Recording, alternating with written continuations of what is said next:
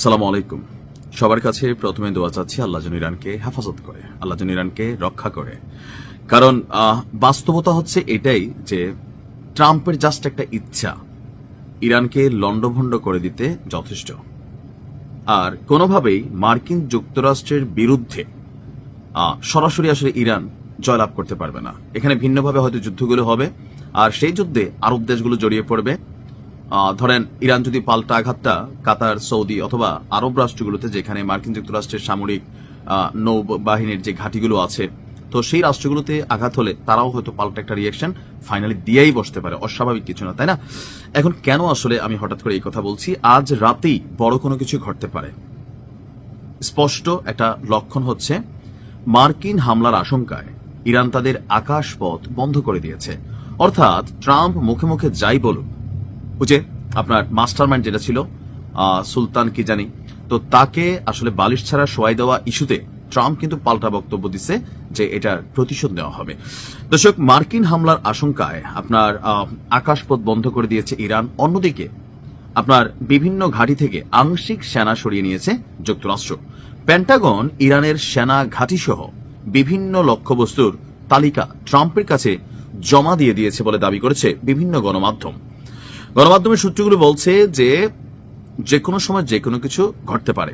এদিকে ইরানের প্রধান বিচারপতি বলছেন, রাজপথে নাশকতায় জড়িতদের দ্রুততম সময়ে কঠোর শাস্তির আওতা আনা এবং কঠোর শাস্তি নিশ্চিত করতে হবে। তবে ট্রাম্প বলছে যে বিক্ষোভকারীদের যদি মৃত্যুদণ্ড দেওয়া হয় তাহলে আপনার এটা কঠিন দাবি হবে। আর ট্রাম্পের দাবি ইরান সেখান থেকে সরে এসেছেন একজনকে দেওয়ার পরে।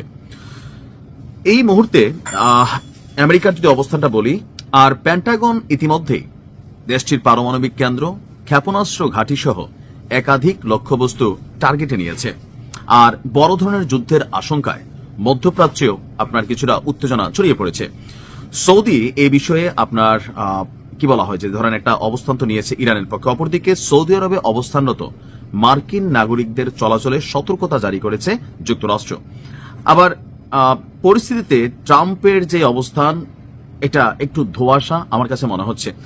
আর প্রতিবেশী দেশগুলোকে কড়া ভাষায় সতর্ক একদিকে করার চেষ্টা করছে তেহরান, পাশাপাশি নিজেদের আকাশ প্রতিরক্ষা সিস্টেম অ্যাক্টিভ করার চেষ্টা করছে। তবে আমার মনে হয় যে আমেরিকা যদি তাদের স্টিলথ যে ফাইটার জেট আছে বা বোমারো B-2 যে বিমান আছে, এগুলো দিয়ে যদি হামলা চালায়, আর চালাবে এগুলোই। আপনি দেখেন ভেনেজুয়েলাতে 150-র উপরে যুদ্ধ বিমান এখানে কানেক্ট হয়েছিল। 150, ছোট্ট একটা অপারেশন, 1.5-2 ঘন্টার একটা অপারেশন, সেখানে প্রতিশোধমূলক বিষয়টা ছিল না, তারপর 150 যুদ্ধ বিমান গেছে। আর এখানে আসলে কি ঘটতে পারে একটু আইডিয়া তো আপনাদের হয়ে যাচ্ছে। তো যুদ্ধ পরিস্থিতি এড়াতে আপনার কূটনীতিক পর্যায়ে যে যোগাযোগ ছিল সেটাও এক ধরনের বিচ্ছিন্ন। তো ইতিমধ্যেই ইরানের যে রাজকীয় বাহিনী আছে তারাও প্রস্তুত আপনার পাল্টা অভিযান চালানোর জন্য। বাট আমি যতটুকু ধরেন তথ্যপাত্র ঘাটাঘাটি বিশ্লেষণ থেকে এতটুকু বুঝতে পারছি, ইরানের জন্য একটা কালো রাত আজকে হতে যাচ্ছে, আবার নাও হতে পারে। তবে ইরানের আকাশপথ বন্ধ করে দেওয়া আর কাতার সহ সৌদি সহ বিভিন্ন জায়গায় এই মুহূর্তে আপনার যে অবস্থানটা মার্কিন সেনাবাহিনীগুলোর, সেটা কিন্তু আপনি নিশ্চিতভাবে বলতে পারেন না যে আজকে কোনো কিছু হবে না। তবে আল্লাহর কাছে দোয়া করি, আল্লাহ চাইলে সবই সম্ভব। আল্লাহ যেন এই যাত্রায় ইরানকে বাঁচাই দেয়। আমিন। ভালো থাকুন।